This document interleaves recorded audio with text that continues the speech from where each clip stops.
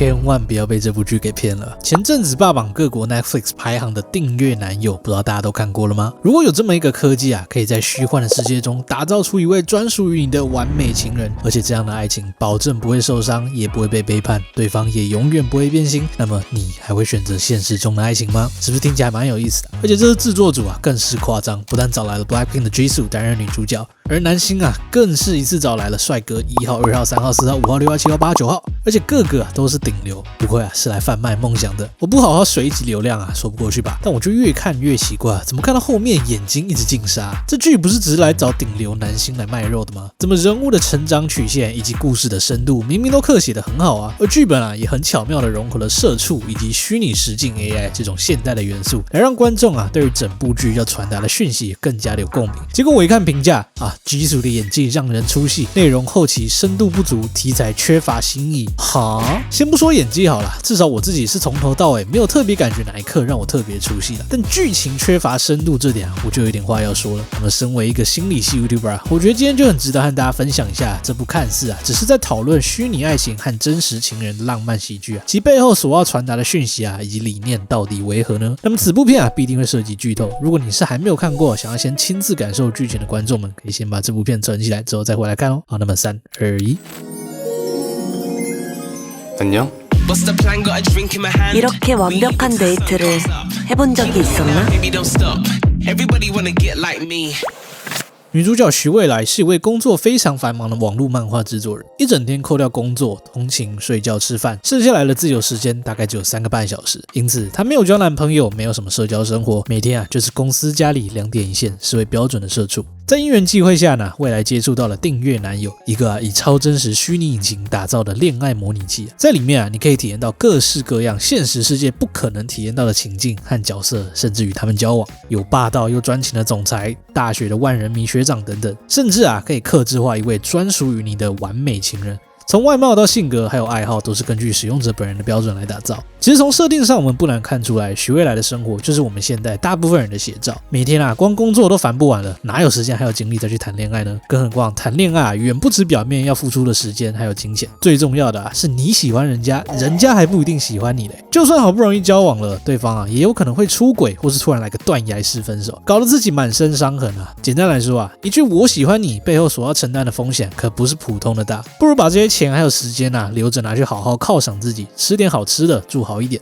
But当你今天不用付出任何的努力啊，就有各式各样选不完的对象，而且不管你做什么，对方仍然会爱上你，将现实世界啊一切的不可控给数据化，使得你在不用承担任何风险的情况下，就能享受到恋爱的美好。那么你还会保持一样的选择吗？而且假如你是付费会员的话，在脱下 VR 后，甚至能够收到虚拟男友传来的讯息和电话关心，他不会突然搞消失，你要的情绪价值啊，他也一定给到你满为止。我就问，谁能不心动呢？而这啊，就是订阅男友给予观众们的第一个考题啦。当科技啊真的能做到如此逼真的程度时，那缺少的些微真实性是不是就能够忽视了呢？可是当恋爱完全变成了追求了多巴胺的工具啊，虽然从此不用再怕真心换绝情，但难道这就是我们现代人对于爱情的理解吗？我们回到故事中啊，只是未来自然也做了我们所有现代人啊都会做的一个决定，沉浸在了与虚拟男友美好的恋爱中，不但享受了被霸道总裁追求的乐趣啊，还借由自己与 AI 暧昧的这个过程当做灵感来帮助他底下的漫画家创作，不但满足了内心，还让事业更上一层。难道还有什么比这更美好的事吗？而正当我们以为这部剧的深度就仅此于探讨现实以及虚拟爱情的意义时，我们才开始了解到隐藏在徐未来各种甜蜜暧昧表象的背后，似乎是一段曾经被伤透并彻底封存的自我。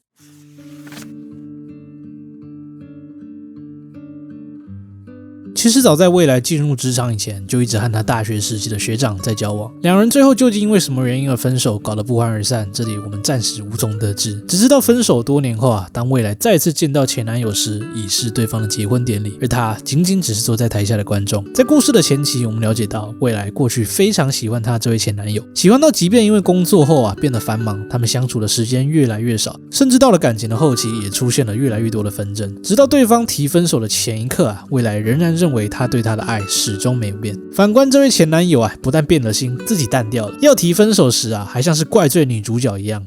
예전 같지 않다는 거. 그건 네 생각이고 난 변한 적 없어. 미리야, 사람은 다 변해. 그리고 너도 변했어. 변한 모습도 괜찮으면 그 모습까지 사랑할 수 있으면 그럼 평생 함께 할 수 있는 거겠지.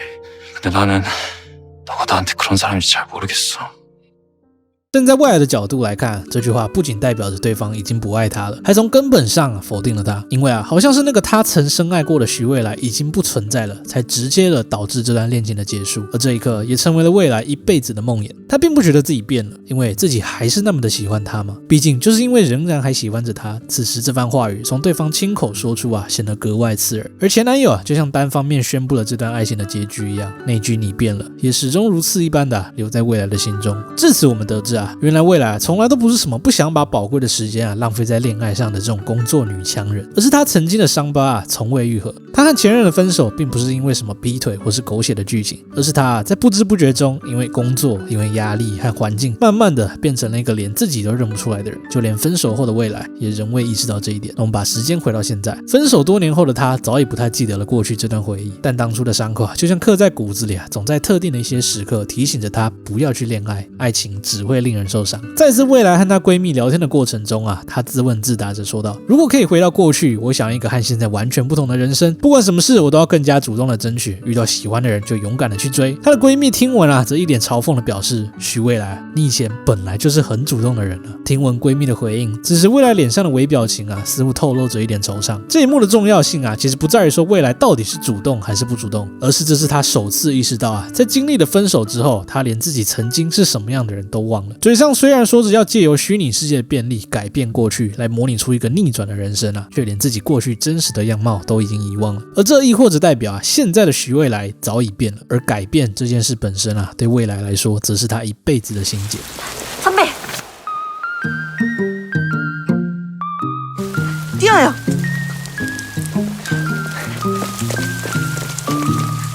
One day you told me I love you, baby. 那么既然现实是如此的痛苦不堪，不如就让我们沉浸在虚拟的温柔吧。其实从未来和他周遭朋友同事们的相处不难看出来，即便多年已经过去了，未来却始终活在过去。在现实世界中他会不断告诉自己，我也过得很好，我也过得很幸福。而我们从未来这一段独白也可以更清楚，其实他一直都知道这一切的幸福都只是虚拟的。他也知道他这么做可能只是为了短暂的忘记过去，暂时逃避残酷的现实罢了。但那又如何呢？在这个虚幻的世界里他唯一的损失就是每个月50万韩元的订阅费。除此之外，他不需要对男友专情，不必受限于暧昧关系的道德规范，被甩了更没有人会笑他。值得注意的是这边未来看似是在说服自己虚拟恋爱的美好，实则每个好处其实都间接的透露出他对于爱情的不信任。不需要专情是因为他曾专情过，最后却受了伤。可以不受任何道德的规范，是因为他不必再被任何的期待给绑住。最后就算被甩了，也不会有人笑他，则是在呼应当初被分手后的自己，在他现在看起来显得很可笑罢了。而就在此时，还来不得未来享受久违的恋爱，他收到了一封来自以前大学同学发的群组消息，而讯息的内容是他前男友即将要和别人结婚的消息。传讯息的人正是前男友的未婚妻，同时也是未来的大学同学。而他明知未来也在群组，却毫不在意。群组内的同学们也顾不上未来，纷纷向这则喜讯表示祝贺。可能是因为觉得这样太针对前男友此时不知道为何还留着未来的电话，亲自打来和他道歉。 미안해. 뭐가? 그거 보게 해서. 그냥 흔해 빠진 청첩장이던데 뭐. 这一刻，未来的心情五味杂陈，好像有苦也说不出的委屈，但她仍然故作坚强的告诉前男友不需要为任何事道歉。除此之外，她一句其他话也说不出口。而这一幕也是整部剧的转捩点。在未来得知了前任要结婚的消息下，她逃进了虚拟的世界中。在这美好的乌托邦内帅气的万人迷学长仿佛是会读心一般，感受到未来的沮丧，并主动坐到了他旁边。而未来他也接受了这突如其来的温柔，顺势就这么靠在了学长的肩膀上。这一刻可能在我们观众看来他不过是在逃避，想要借由虚拟的人物来强行抚平自己内心的伤痕罢了。但也许正是因为此时现实的无情和虚拟的温柔形成了强烈的对比，意外的打破了未来自分手以来筑起的心墙，使他终于回忆起某个被他埋藏在记忆深处、某个更加珍贵的过往。 있잖아. 너랑 헤어지고 나서 난 단 한 번도 우리 처음을 다시 생각해 본 적이 없었어. 이름만 떠올려도 설레는 얼굴을 그려보다 미소가 번져 아늑한 방 안을 채운 온기가 그대라는 집으로 내 마음에 맛있지? 피어나 첫 출근 축하해. 고마워. 모든 날 빛나게 해준 따스한 한 사람 Tell me you feel loved 매일 닮아가면서 많은 날을 함께 할게요 길을 잃은 잤어? 나의 하루에 난 끝에 따스하게 반겨준 어차피 넌 변했으니까.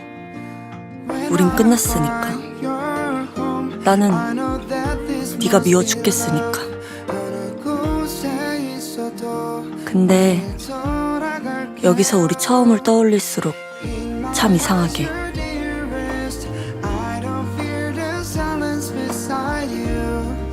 네가 안 미워.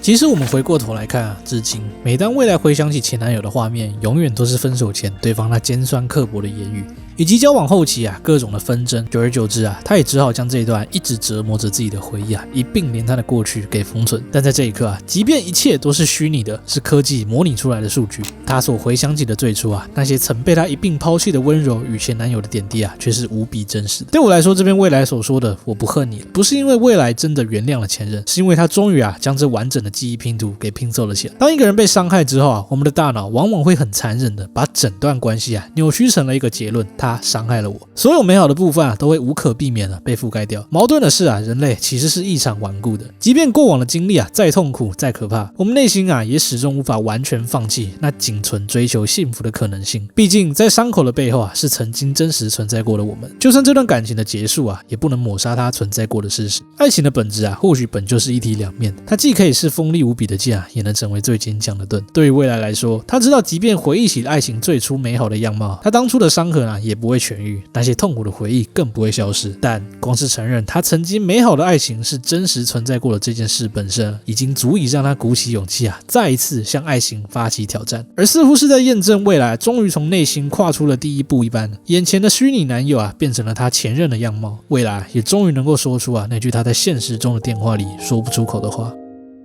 잘 살아. 나도 在这一刻，真实被虚拟给治愈了。看到现在啊，虚拟的世界似乎并不是我们一开始想象中那虚无缥缈的乌托邦，一个只会让人们啊肆意逃避现实的避风港。在故事中，这个虚拟的男友的确给了未来重新面对真实的勇气。这也不禁让我想到啊，或许我们每个人都有着属于自己的订阅男友。有些人告诉自己一个人也很好，所以他并不需要任何人；有些人啊，只是把自己的标准设得很高，使没有人入得了他的眼。尽管我们不是个个都戴着 VR 头盔在谈恋爱啊，但我们各自都在用各自的方式替自己建立一个不会受伤的世界。如果你也曾经在一段感情里失去过自己啊，并从此啊用某种方式把自己保护起来，我也并不觉得那是逃避，那只是你当时唯一有的选择罢了。不过也希望大家不要忘了自我审视一下，虽然利益是美好的，但你也无法肯定在这个安全的世界里待久了之后，你还出得来吗？在剧中啊，未来也是在面对了过去的全貌之后啊，才得以走向未来。即便之后不代表会一帆风顺，不如说我们其实才讲了3集的内容而已。后面啊，未来是100%会遇到更困难的抉择，但这踏出内心的第一步啊，的确代表了改变的齿轮已然在不知不觉中开始转动。那么徐未来的故事啊，仍在继续。话又说回来，明明是一个恋爱喜剧，没有男主角也太奇怪了吧？这边我也偷偷剧透一下，这部剧的深度啊，以及情感伏笔，一直到最后的3集啊，才突然爆炸。明明我一开始啊是抱着流量来讲这一部的，最后看完却让我完全被带进去了。在后面的故事中，未来和他某位虚拟男友之间发生了一段激烈的对话，这段对话也让我对前面所探讨到关于人在爱情中会改变的这件事有了完全不同的看法。也正是因为这段对话，让我意识到，或许在感情的世界中，我们真正害怕的可能并不是再一次受伤害，而是就让我们留到下一集再聊吧。那我是56，我们下一集见。